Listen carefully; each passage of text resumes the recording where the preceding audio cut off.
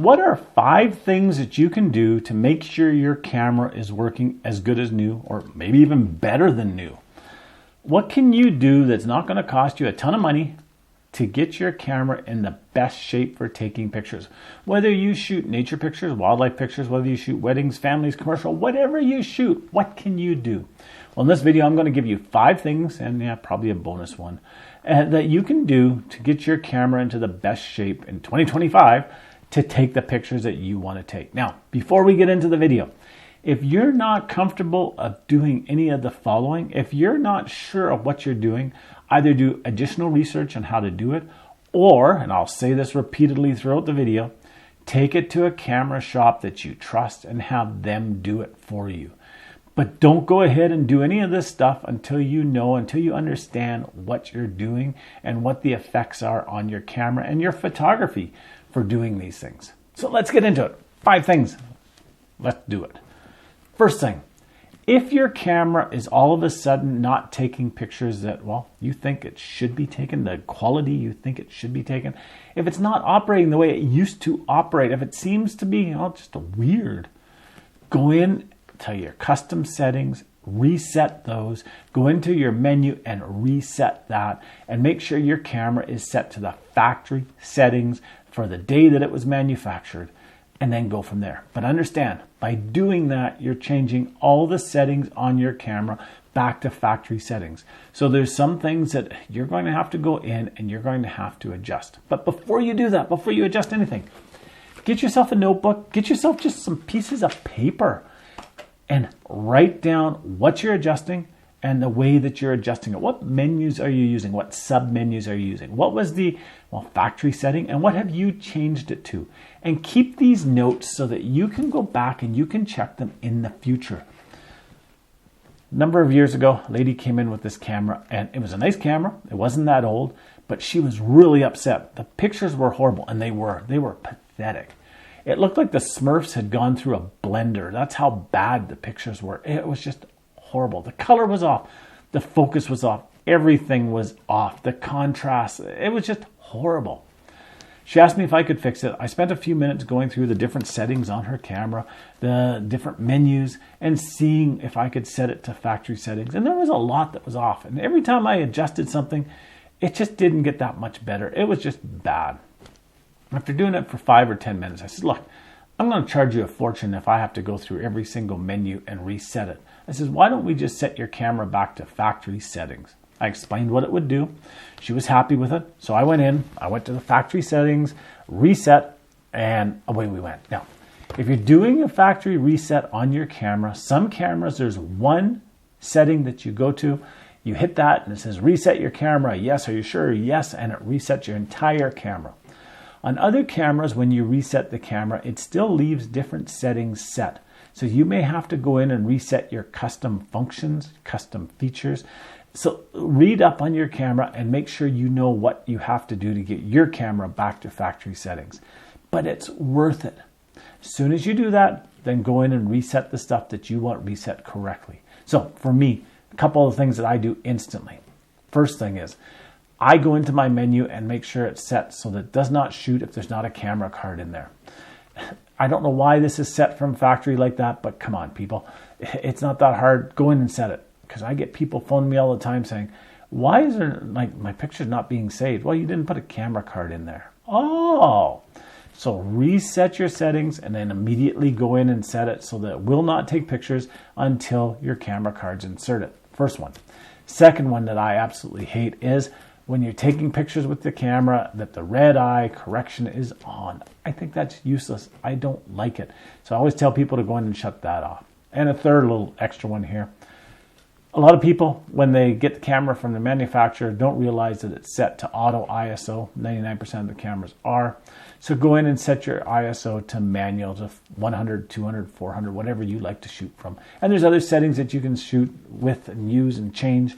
But if you're going to do it, like I say, write down what you've changed so you know how you did it. So if you hit the wrong button, that you can get back from there.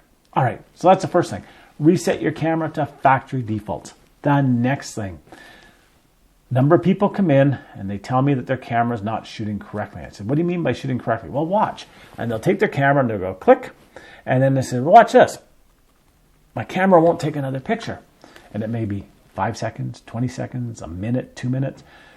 And the camera won't take another picture. And they say, it's just not working right. It used to take pictures one after the other after the other.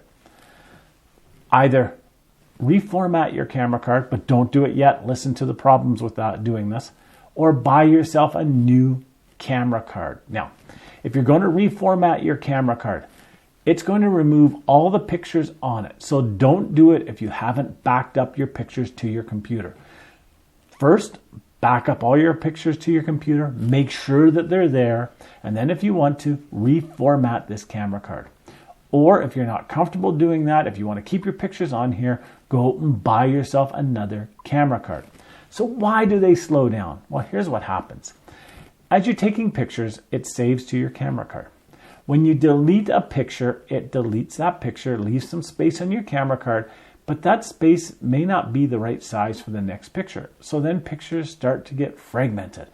And you start having problems with the speed of your camera card. You start having problems with the reliability. You start getting pictures that are corrupted, so on and so on and so on. And it slows down your camera. Myself, my recommendation to all my students is the following. Once you go out and take a bunch of pictures, come back, save your pictures to your computer, verify they're on the computer, then format your card so that your card is always clean. If you don't want to do that, go out and buy another camera card. I've had people that have gone out, spent $100 on a camera card, come in, we put it into their camera. Well, look at that. It works perfectly. Yes, it's that easy. So that's the next thing, is to format your camera card, buy a new camera card. The next one that's a huge issue for a lot of people is, well, you know what? My camera, I used to be able to shoot all day with it, and now I shoot like 5 pictures, 50 pictures. I shoot for an hour, maybe 2, and it's dead. Go out and buy yourself a new battery for your camera. Now, people say, well, how long should the battery last? Well, the battery should last several years. The problem is that some batteries are defective. I've actually had people come in, their camera wasn't even a year old, and the battery was not holding a full charge. I've had other people after 5 years, after 10 years come in and they tell me, well, you know what? My camera's just, it's struggling to. Go out and buy yourself a new battery. Now, some people say keep the old battery as a backup. Usually if it's at that point, if it's not holding a charge, just get rid of the old battery. Take it in, give it to the place you're buying the other battery from, have them recycle it and be done with it. Because a battery does have a lifespan on it. They do deteriorate after time. So buy yourself a new battery. It'll make a world of difference. All right, the next thing. Tons of people come in to get prints done. And when I'm looking at the prints on my computer screen here, I will see specks in the sky or specks on people's faces, and that is dust on the sensor. And I'll ask them, I said, do you know there's dust on the sensor? Oh, that's what that is? Yeah. You can easily clean it yourself if you want to. You can go and buy the stuff to clean it. This is a visible dust Arctic butterfly that will clean your sensors. There's other tools. Do the research. Find out what your camera manufacturer recommends for cleaning the sensor. Or you can take it into a camera shop and have them clean it. Now, word of warning here. I've had numerous people come in that have taken their cameras to a camera shop to have the sensor cleaned. And then after the sensor was cleaned, they said it was actually worse than before. What happens is when you're cleaning the sensor, the first 1, 2, 3 times you clean it, it actually seems to get worse. You've disturbed dust in there. You got dust moving around, and it seems to get more dust on it. When you take it in to get it cleaned by a camera shop, they're usually doing it as quick as possible. So they're going in, they're cleaning it, they're giving it back to you. Check it after you have it cleaned at a camera shop to make sure that it is actually clean, that there's not more dust on it. Or if you're like me and you're really picky, get your own stuff and clean it. But understand, one, it's a little bit nerve-wracking, shall we say, sticking something inside your camera. So read up on how to do it specifically for your camera, what tools, what your manufacturer recommends. And then when you do clean it, don't panic if you clean it once, twice, 3 times, and it seems to be getting worse. It may take 5, 6, 7 times to clean it to get all the dust out of there. Just relax, do it in steps, do it in stages, take a break, and go that way. I honestly, I don't have a way that I recommend one over the other, either doing it yourself or having somebody else do it.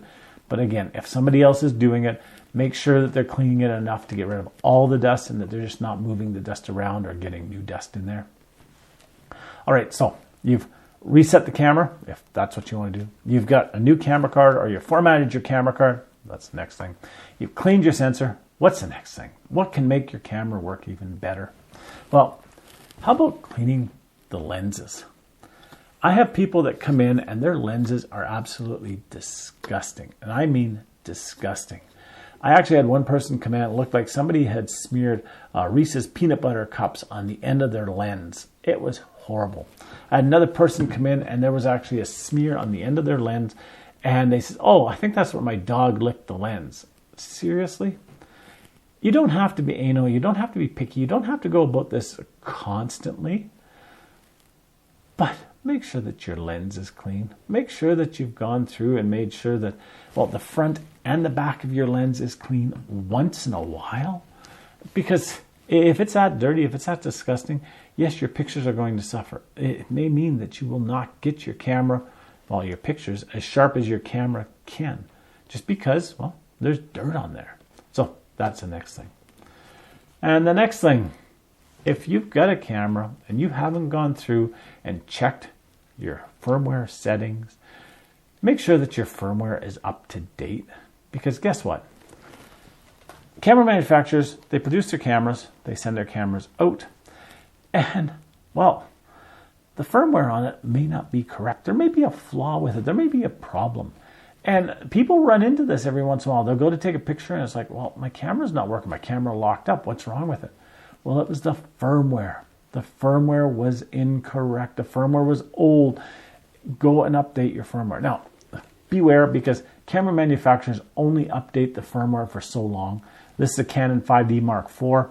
Once they came out with the next camera, which was actually a mirrorless camera after this camera, they don't do firmware updates anymore unless it's a huge problem. But make sure that your firmware is up to date. All right, and a bonus one, a little bit, well, make sure that you're getting the best pictures you can get. Use your camera more than once in a blue moon. Seriously, people. I have people that come in here constantly that have left their camera sit for 6 months, 8 months. And they come in, they go, oh, I don't understand. Why is it not taking good pictures? Well, did you try changing that setting? Oh, I forgot about that. Did you try changing? Oh, I forgot about that. Did you? Oh. Take your camera out on a regular basis and take pictures. If you have something coming up that you're going to take pictures this weekend and you haven't shot for a while, take your camera out a day or 2 days or a week before and try it, and make sure you know the settings, you know how to use your camera correctly. Make sure the batteries are charged, make sure the card has space on it. Just go through all of that stuff, because a lot of people struggle with that. And one more bonus area. On your lenses, there's settings on your lenses. Make sure that they're set correctly as well. I come in here quite often and I'll grab a lens and I'll go to take a picture and I realize, oh yeah, yesterday I had it set to manual focus. Today I want it on autofocus. I totally forgot to do it. Just once in a while, check your settings on your lens. So there's some ideas for you to help you get the best pictures, no matter what you take pictures of, nature, wildlife, families, weddings, whatever. Get out there, take some amazing pictures, and we'll talk to you next time. Bye-bye now.